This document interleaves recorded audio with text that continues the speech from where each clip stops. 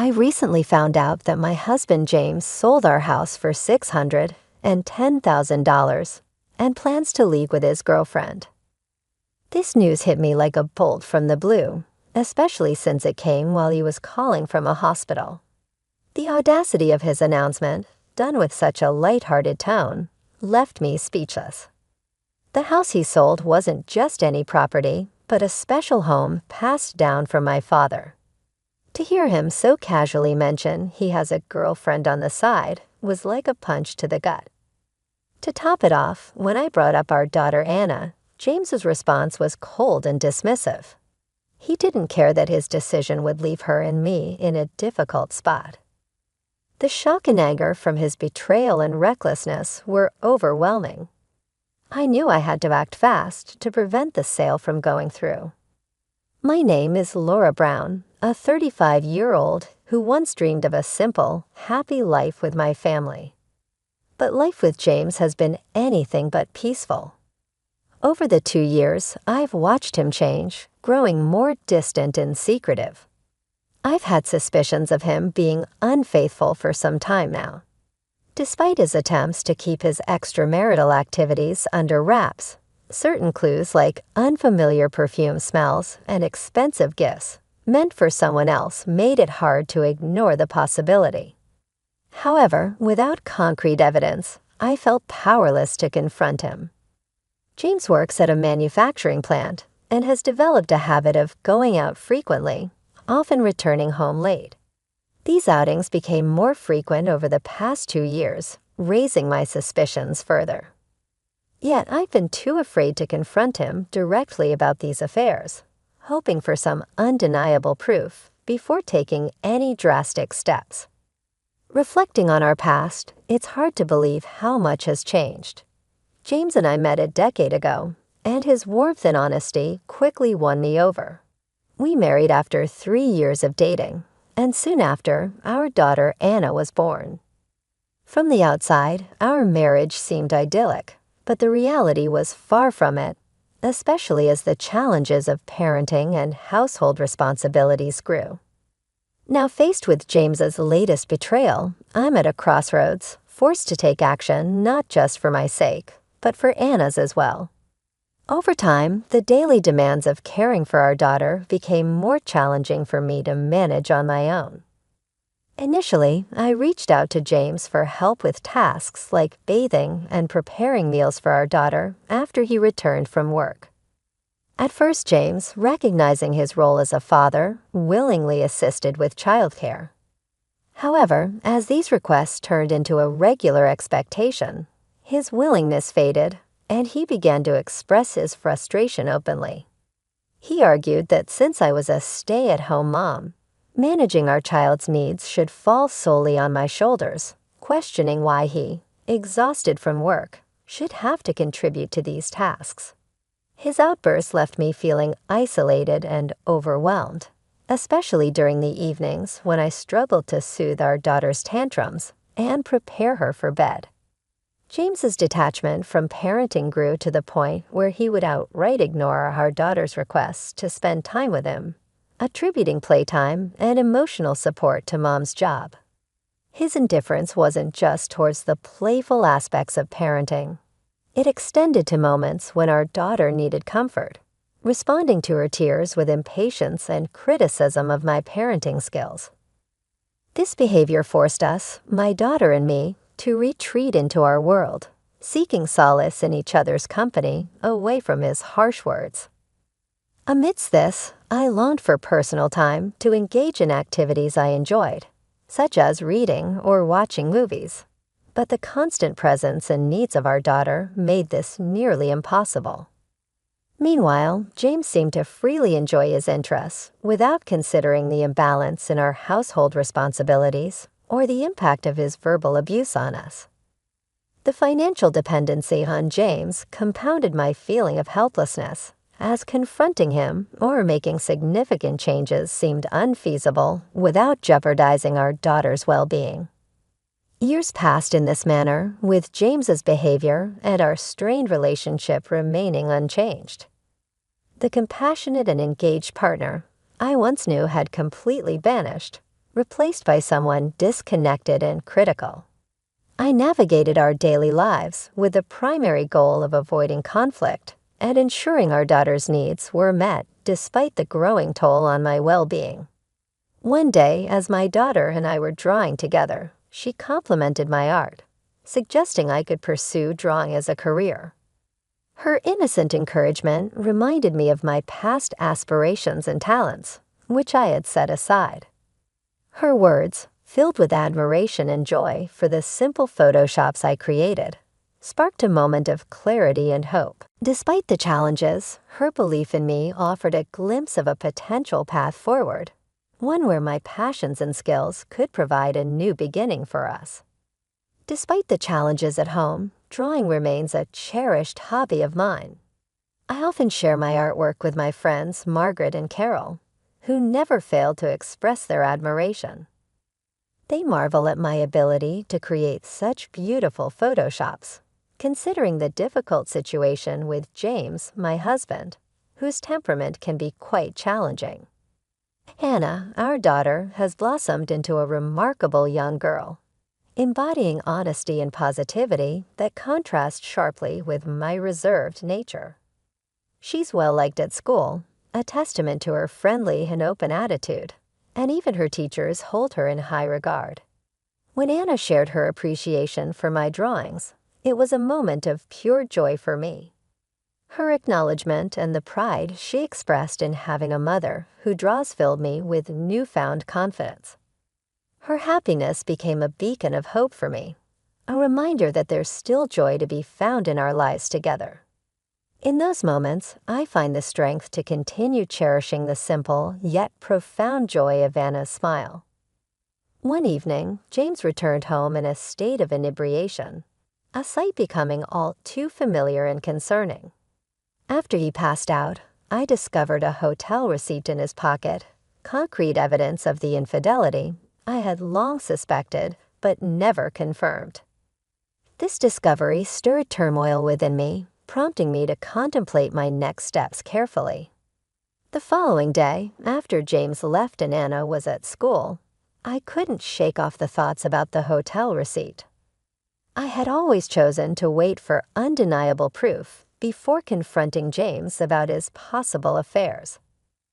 Now, faced with such evidence, I felt compelled to address the issue head-on, but I was uncertain about how to approach the situation. Amidst my contemplation, an unexpected call from an unknown number caught me off guard. It was the General Hospital informing me that James had been admitted for emergency surgery related to a severe kidney condition. The news that he might need a kidney transplant was shocking and overwhelming. Despite the pain and betrayal caused by James' actions, the thought of losing him was unbearable. I wanted him to recover, to have a chance at life. The hospital staff explained the urgent need for a compatible donor and the process of testing for donor compatibility. As I absorbed this information, my feelings were a mix of concern for James's health and the complexity of our situation. The prospect of a kidney transplant was daunting, yet it presented a critical moment for reflection on what lies ahead for our family. Through the sleepless night that followed, my thoughts were consumed with James's condition and the significant decisions we faced, highlighting the unpredictable nature of life and the importance of compassion even in the most trying circumstances. In a surprising turn of events, I was identified as the most suitable candidate for a kidney transplant for James. Given James's unique situation as an only child and the ill health of his parents, it fell upon me to consider this significant gesture. Despite the complexity of our relationship and the challenges we had faced, the thought of saving James's life prompted me to agree to the transplant without hesitation. When I discussed James's condition and the impending surgery with our daughter Anna, her understanding and supportive response gave me courage. She encouraged me to do my best, offering her blessing for the procedure. During my hospital stay, Anna was looked after by her grandparents. Despite their health issues, they managed well enough, and Anna enjoyed her time with them, easing my concerns about her well-being during this period. The surgery happened 3 weeks later. It went smoothly, and both James and I began our recovery, with me staying in the hospital for about 2 weeks, and James for slightly longer. We were fortunate to have no complications, and the recovery process was smooth. However, just before I was scheduled to be discharged, I received an unexpected call from James. Anticipating words of gratitude for the kidney donation, I was instead met with a shock. James informed me with unsettling cheerfulness that he had sold our house for $610,000 and planned to leave with his mistress for a trip. This revelation left me dumbfounded. The house, a cherished inheritance from my father, held immense sentimental value. James's disregard for our family and his decision to leave, especially after such a significant medical procedure, was bewildering. His response to my concerns about our daughter Anna was even more disheartening. James's indifference to leaving her behind, coupled with his harsh words, filled me with anger and disbelief. The betrayal and the abrupt decision to sell our home and embark on a new life with someone else immediately after the life-saving surgery I had undergone for him was beyond comprehension. This moment of crisis forced me to confront the harsh reality of our situation and the need to navigate the future for Anna and myself with strength and resilience. I knew I had to find a way to prevent James from hastily selling our home and leaving with his mistress, especially after his shocking announcement. It was hard to grasp that he would make such a drastic decision while still recovering in the hospital.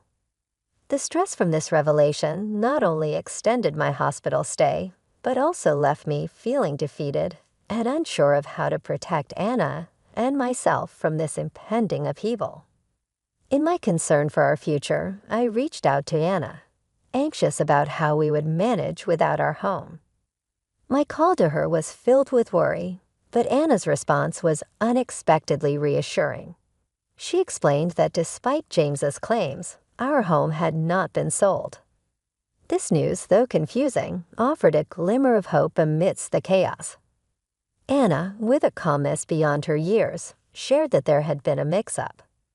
James had intended to sell the house through his mistress, but my in-laws had somehow intervened during my hospitalization. Her assurance and maturity in handling the situation brought me a sense of relief and pride in her resilience. After a few more days of recovery, I was discharged and returned to my in-laws' home, where Anna and my mother-in-law greeted me with open arms.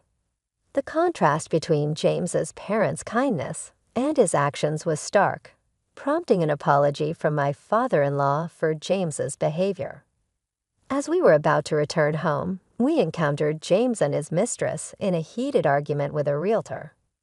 Their disheveled appearances and the tension between them were a public spectacle. It turned out the buyer had backed out at the last minute, leaving their plans in disarray. Approaching them, I was filled with a mix of emotions, witnessing the fallout of their failed scheme firsthand. This unexpected turn of events not only halted James's plans, but also served as a moment of reckoning for all involved, highlighting the consequences of his actions and the resilience of our family in the face of adversity. Confronting James and his mistress, their shock at seeing me was palpable. Their immediate jump to accusations, suggesting I had sabotaged the house sale, left me both stunned and defensive, protecting Anna. I clarified my identity to the bewildered realtor, only to be met with more chaos and blame from James. He lamented their foiled plans and financial woes, all of which were tied to his irresponsible spending on his mistress. As James's motives became clear, my frustration grew. He had intended to sell our family home, a precious inheritance from my father, to settle debts incurred from his affair, and to finance a new start with his mistress. His disregard for our family, particularly for Anna and me, was infuriating. James's audacity to insult me in such a dire situation only fueled my resolve. In his tirade, I confronted James with the truth. The attempted sale of the house, which he had planned without my consent, was not only disrespectful, but potentially illegal. Then I revealed the twist that even James was unaware of. The supposed buyers of our home were none other than my in-laws. This revelation was a strategic move by them, informed by Anna, to thwart James's plans and protect our family home. The in-laws' decision to step in was driven by their disappointment in James' actions and their trust in Anna's honesty. They were appalled by James's betrayal and chose to side with Anna and me, demonstrating their support in a tangible and impactful way. This unexpected allyship from my in-laws highlighted the strength of our family bonds and the depth of their love for Anna and me, standing as a testament to their integrity in the face of James's selfishness. Anna bravely confronted the situation, explaining to me how she had intervened to protect our home from being sold. She understood the significance of the house, a cherished legacy from my father, and convinced my in-laws that it shouldn't be hastily sold. Their decision to act as fox buyers was a clever maneuver to preserve the home for us, showcasing their deep understanding of its value and their commitment to our well-being. When James derided his parents and accused them of meddling, his words reflected his desperation and disregard for family values. Yet Anna stood strong, unaffected by his harshness. At that moment, I revealed my intention to divorce James by presenting the divorce papers. His scornful reaction, underestimating my ability to thrive without him, only highlighted his ignorance of my resolve and the support system I had in place. I informed James of the unexpected support from his parents, a lifetime gift to me, not him. This gesture from my in-laws was their way of showing appreciation for the family Anna, and I provided them, contrasting sharply with James's ingratitude. Even after I had donated a kidney to him, their decision to pass on a portion of their assets to me was a testament to their love and recognition of my dedication to our family. James's incredulity turned to outrage upon realizing that the assets he expected to inherit were being directed to me instead. His threats to contest the decision legally were a desperate attempt to regain control, but his lack of financial resources and the moral bankruptcy of his actions weakened his position significantly. In response to his bluster, I confronted him directly, highlighting the folly of his ways and the justified nature of his parents' decision. My words, underscored by the gravity of his misdeeds and the implications of his actions, left him floundering. James's eventual plea for forgiveness, devoid of the sincerity needed to mend the fractures he caused, came too late.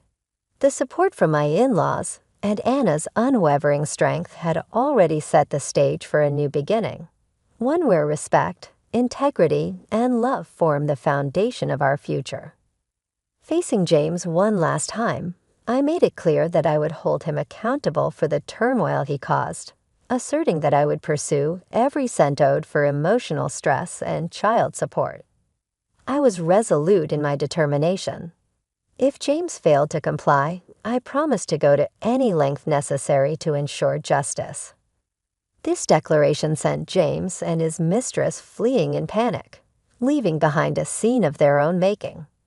The realtor, witnessing the ordeal, offered his thanks, although I quickly pointed out that it was I who owed an apology for the commotion. With the situation resolved for the moment, Anna and I left, her admiration for my stance shining through despite the circumstances. Her smile and gratitude reinforced my promise to always protect her. The divorce from James proceeded without complication, closing a chapter of enduring hardship in what felt like a surprisingly straightforward manner. Reflecting on the patience I had for our strained marriage, I was struck by the ease of its conclusion and pondered why I had tolerated so much for so long. In the aftermath, James's life unraveled further. His financial recklessness and the end of his affair, compounded by job loss due to company cutbacks, and his probable misconduct painted a picture of his rapid decline. Left with no choice but to accept part-time work, James's new reality was a stark contrast to his previous bravado, a fitting outcome for his actions. As for me, Anna's encouragement led me to pursue a career in Photoshop, supported by the generosity of my in-laws. While still building my client base, the positive feedback on my work fuels my ambition. With every Photoshop project, I'm reminded of the new path Anna and I are forging together, away from the shadows of the past and towards a future filled with hope and determination.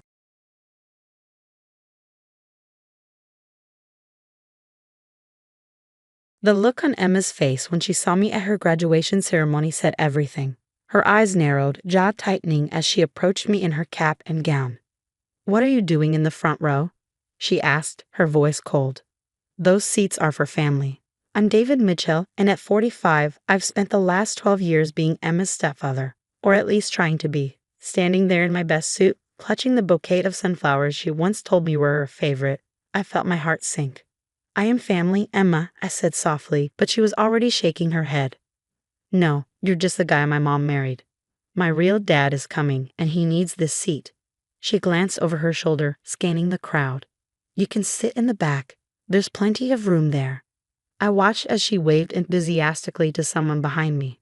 Tom, her biological father, strode up in his expensive suit, perfect hair, and practiced smile. The same man who'd missed her school plays, forgotten her birthdays, and disappeared for months at a time throughout her childhood. But he was her real dad. "Princess," he called out, wrapping her in a hug. "Your big day is finally here." I quietly gathered my things and moved to the back row, just as Emma had suggested. From there, I could see everything. How she beamed at Tom, how she introduced him proudly to her friends, how she pretended not to notice me at all. My wife Sarah squeezed my hand as I sat down beside her. "She's just excited to see Tom," she whispered. "You know how she gets when he's around." I did know. I'd watched for 12 years as Emma chased after Tom's approval, making excuses for his absences, cherishing the rare moments he decided to show up. Meanwhile, I was there every day, helping with homework, attending her soccer games, holding her when she cried after Tom missed another holiday. The ceremony began, and I watched as Emma walked across the stage to receive her diploma. My chest swelled with pride despite everything. I remembered the late nights helping her study for calculus, the weekends spent practicing her valedictorian speech, the countless college applications we reviewed together at the kitchen table. As she delivered her speech, I mouthed the words along with her. Not because I'd helped her write it, but because I'd heard her practice it so many times in her room when she thought no one was listening. She was brilliant, passionate, and determined, everything I'd hoped she'd become. After the ceremony, I waited at the back of the crowd as Emma posed for pictures with Tom. He draped his arm around her shoulders, playing the part of the proud father perfectly. I clutched a small envelope in my pocket, wondering if I should even bother giving it to her. "David," Sarah called out, "come take a picture with Emma." Emma's smile faltered as I approached. "Mom, we've taken enough pictures. Besides, Dad and I are going to lunch to celebrate." Tom checked his watch, his expression shifting. "Actually, Princess, something's come up at work. Rain check." I watched the familiar disappointment flash across Emma's face before she covered it with a practiced smile. "Of course, Dad. I understand. Work is important." As Tom hurried away with promises to make it up to her, I saw Emma's shoulders slump slightly, the same way they had every time he'd let her down over the years. But this time was different. This time, I had something to show her. "Emma," I said, stepping forward. "Before you go, there's something I need to tell you. Something I've been keeping secret for the past 10 years. She turned to me, her expression guarded. "What are you talking about?" I pulled out my phone and opened my email, finding the message I'd received just that morning. "Remember when you were 12, and you wanted to go to that prestigious science camp, but Tom said he couldn't afford it?" "Yeah," she said slowly. "Mom said we couldn't manage it either." "You went anyway," I continued, "because they offered you a scholarship." She nodded, confusion crossing her face. "What about it?" "It wasn't exactly a scholarship, Emma.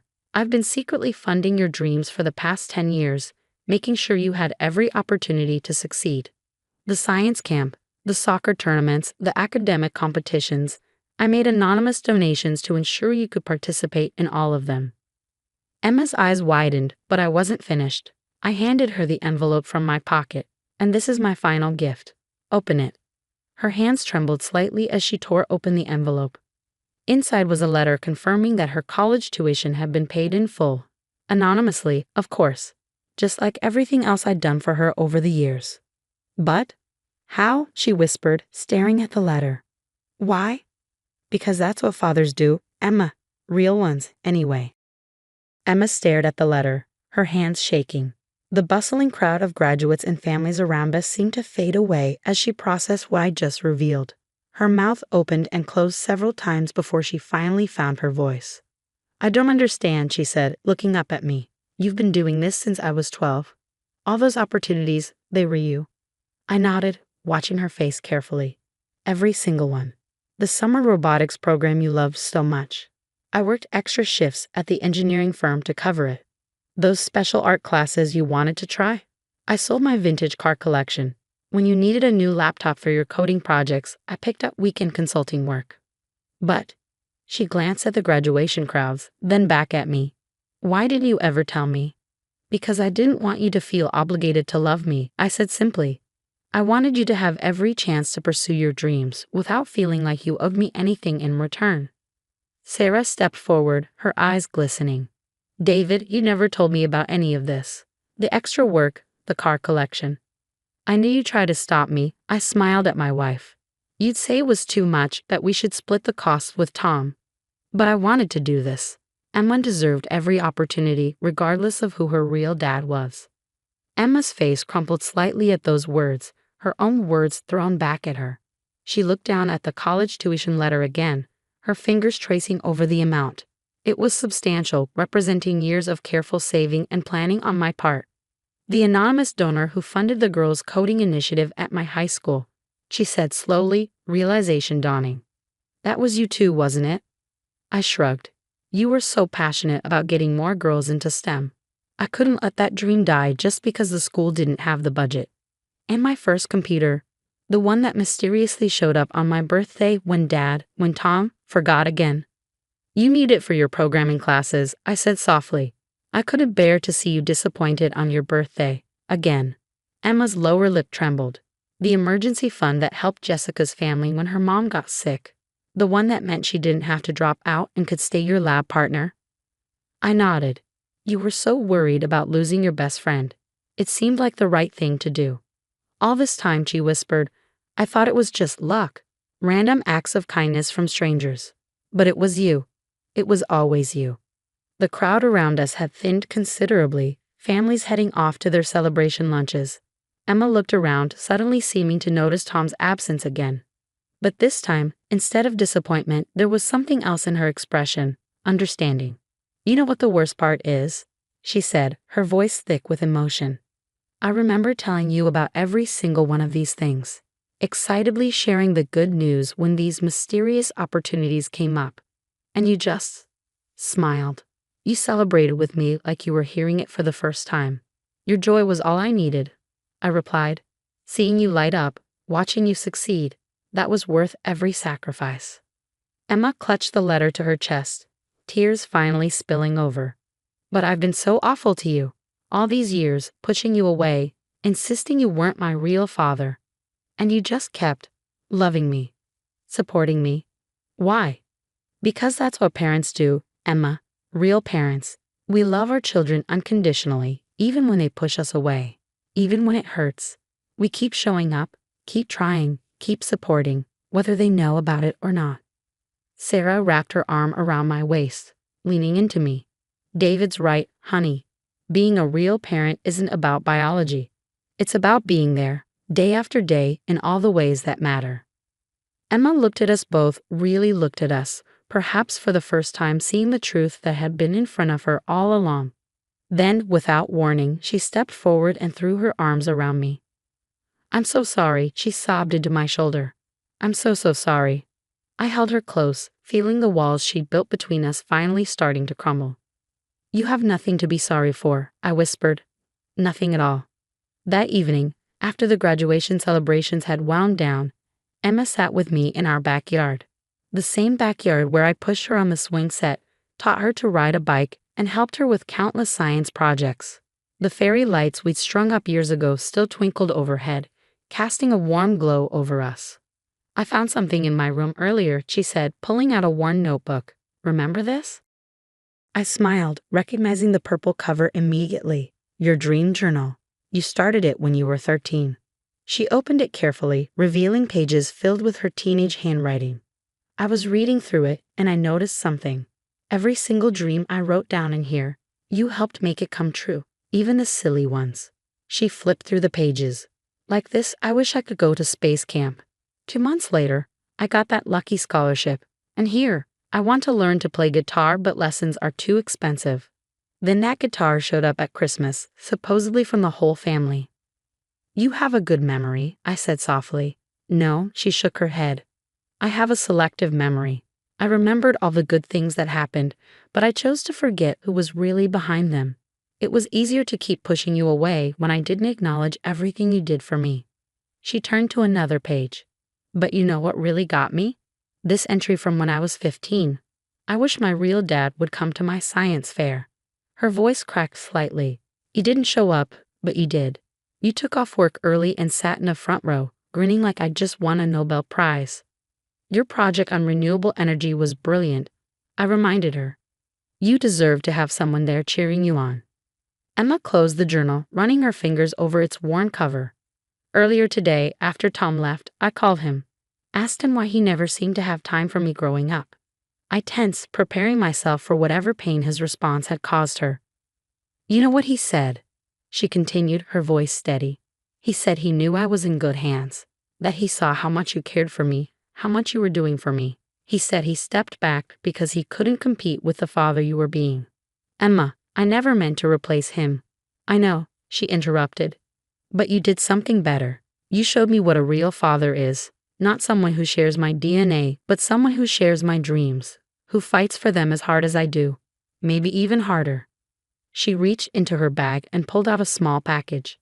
"I got this for you today, after everything. It's not much, but..." I unwrapped it carefully. Inside was a photo frame, and when I turned it over, my breath caught in my throat.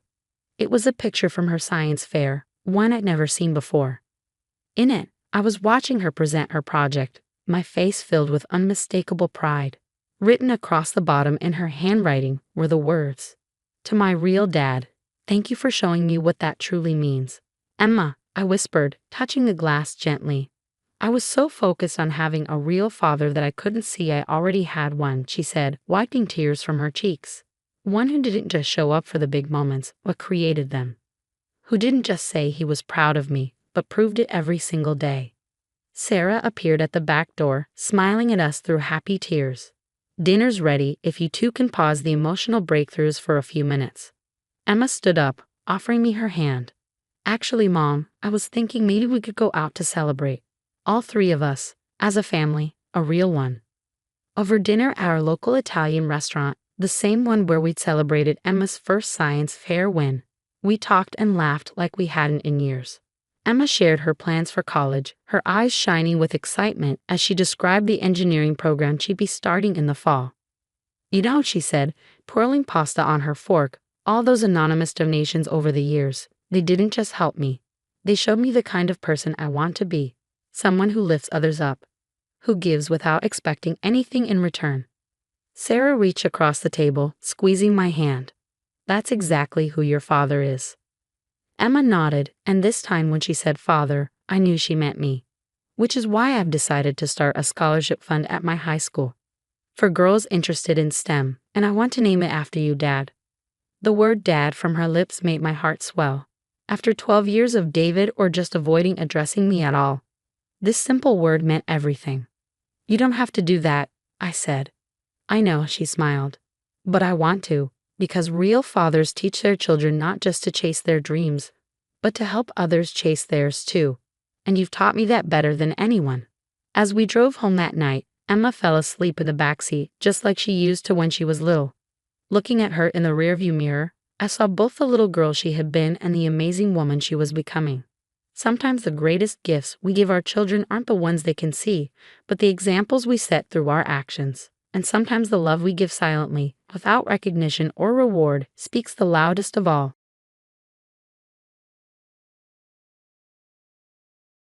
You're ruining our family name. Amanda screamed, her perfectly manicured finger jabbing the air inches from my face. The Prescotts don't associate with street people. Her voice dripped with disgust as she paced our living room in her designer heels. I stood my ground, though my hands were shaking. They're human beings who need help, Amanda. The shelter is already making a difference in their lives. My name is Olivia, and at 32, I never expected to be facing down my mother-in-law over opening a homeless shelter. But here we were, her face red with fury, while my husband Michael sat silently on the couch, avoiding eye contact. Making a difference? Amanda scoffed. You're bringing shame to this family. Do you know how it looks when people find out a Prescott is running a shelter in that disgusting part of town? My friends at the country club can't stop talking about it.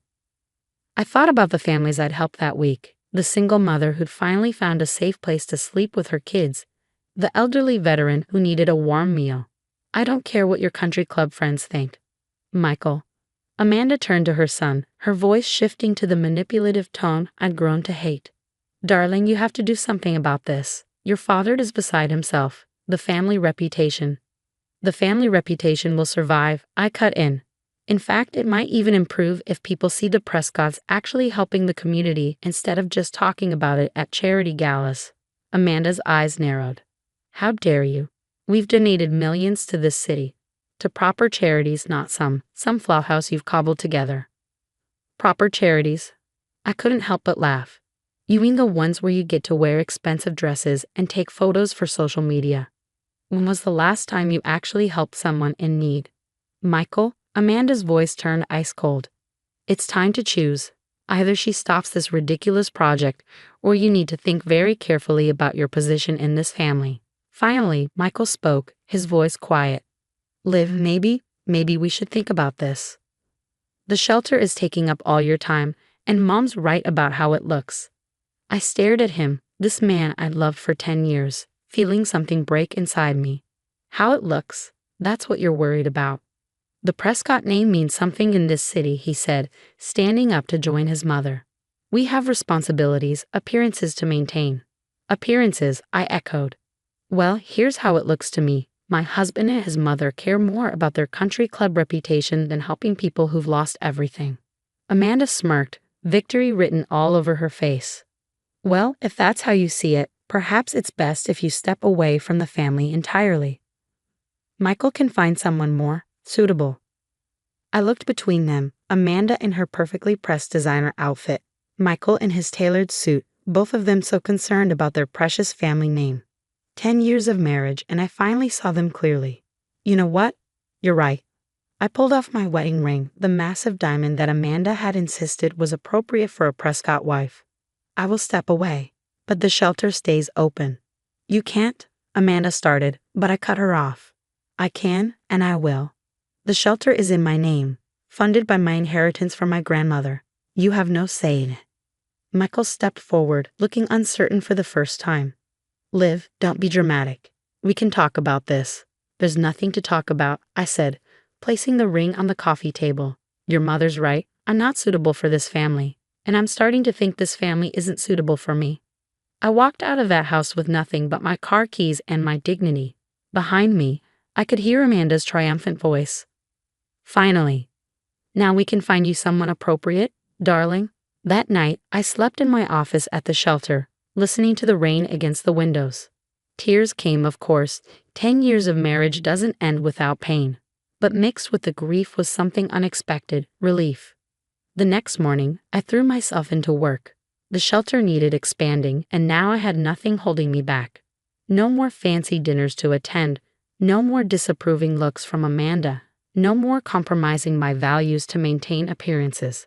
I didn't know it then, but walking away from the Prescott name would turn out to be the best decision I ever made. And 5 years later, when Amanda showed up at my shelter's door, she wouldn't even recognize the strong, independent woman her former daughter-in-law had become. But that night, curled up on my office couch, all I knew was that I'd chosen my path.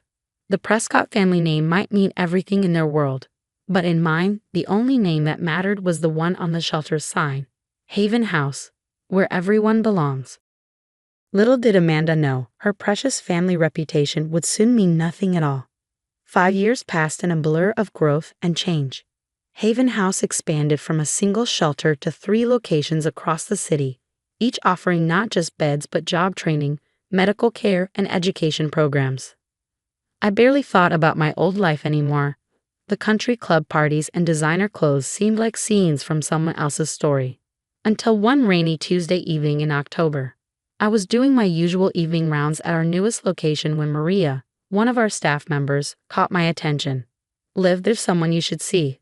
A woman's been sleeping in her car behind the building for 3 nights. She won't come in, says she's just resting."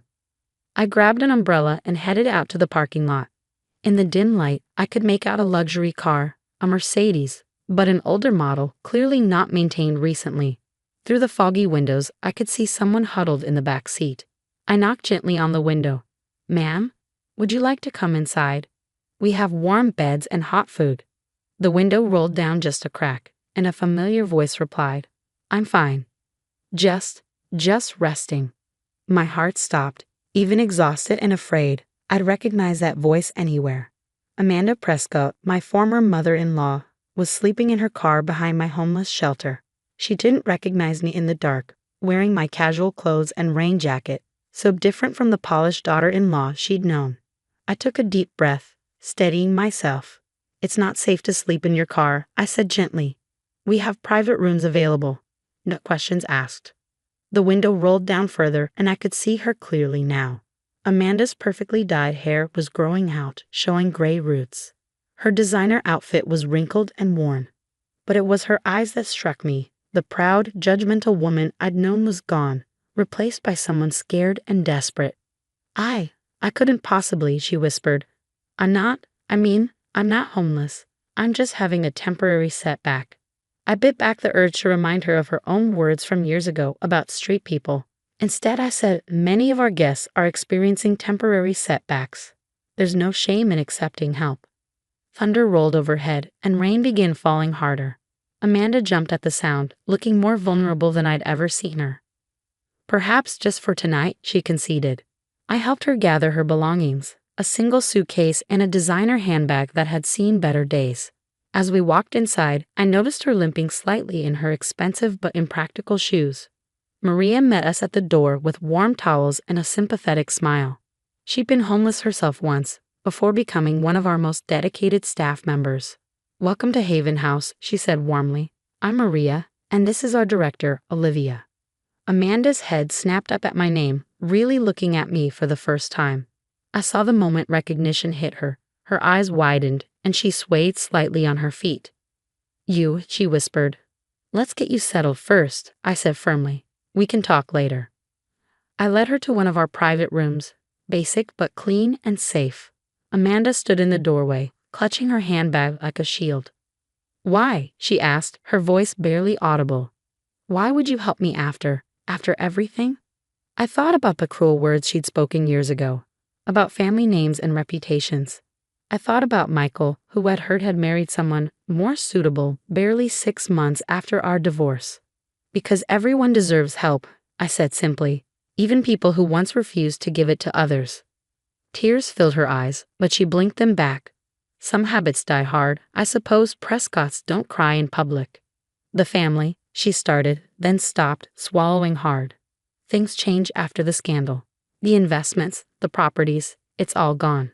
Michael moved to Europe with his new wife. I tried staying with friends, but you don't have to explain," I interrupted gently. "Get some rest. We'll talk more tomorrow." As I turned to leave, her voice stopped me. "Olivia, I was wrong. About everything. I see that now." I nodded, not trusting myself to speak. 5 years ago, I would have given anything to hear those words. Now, they were just sad. Back in my office, I looked up the scandal she'd mentioned. The headlines told the story. "Prescott Empire crumbles under federal investigation." The family's centuries-old wealth, it seemed, had been built on fraud and tax evasion.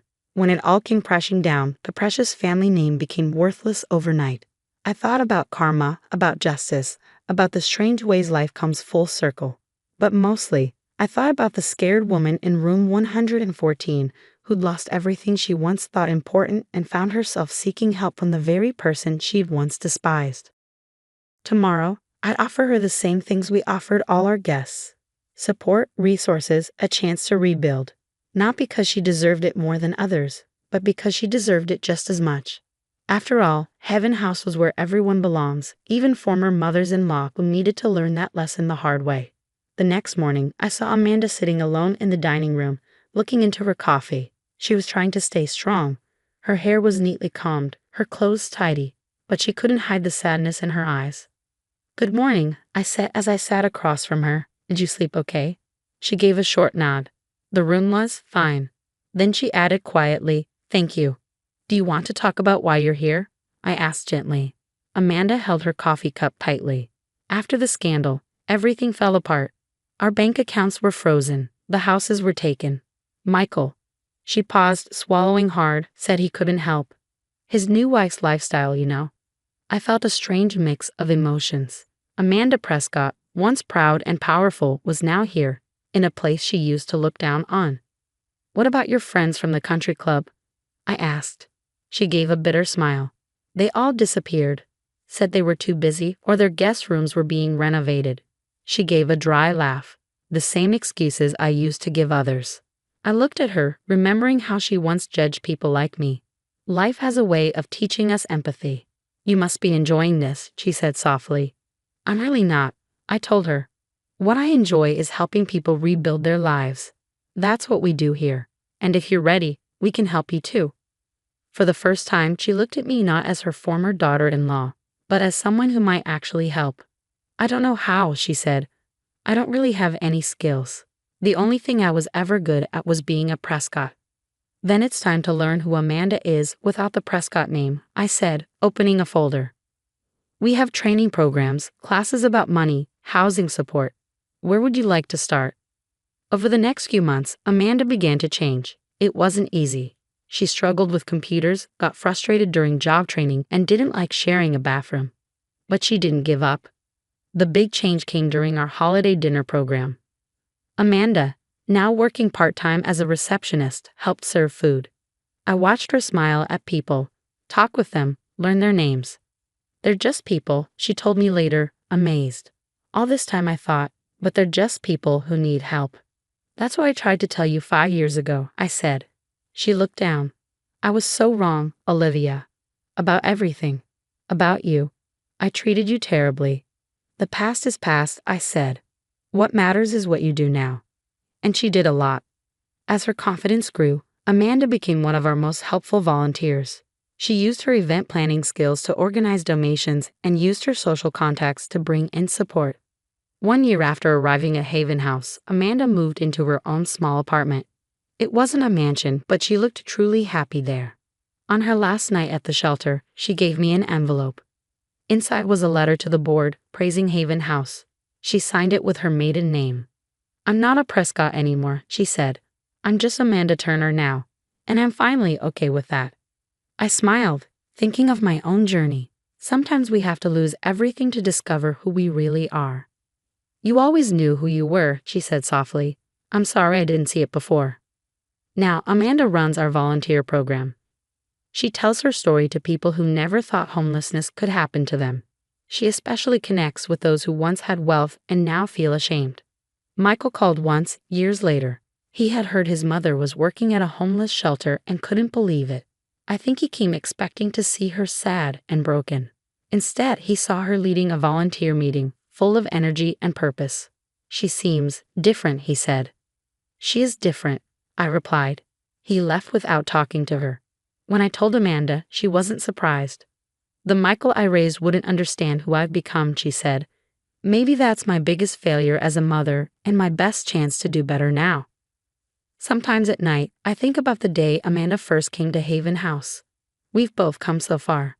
Me from a daughter-in-law who just wanted approval. Her from a woman who cared more about image than people. Haven House has grown too. We now have 5 locations, each helping different groups. Amanda's story even inspired a program just for older women facing sudden homelessness. Where everyone belongs isn't just our motto anymore. It's something we both believe deep in our hearts. Even a Prescott. Especially a Prescott.